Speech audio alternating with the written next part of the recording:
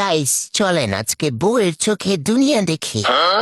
সব থেকে নিখুঁত মানুষ তার বাবা, সব থেকে সুন্দর মহিলা তার মা, সব থেকে বুদ্ধিমতী মহিলা সে নিজে, সব থেকে সফল মানুষ তার বোনের স্বামী, সব থেকে সুখী মহিলা প্রতিবেশী, ভাগ্যবতী মহিলা তার বান্ধবী, সব থেকে সুন্দর সন্তান তার ছেলে মেয়ে, সব থেকে বড় ডাইনি তার ভাবি, সব থেকে নিকৃষ্ট মহিলা তার শাশুড়ি। বলেন কি? শুভাকাঙ্ক্ষীরা হলেন বাপের বাড়ির লোক।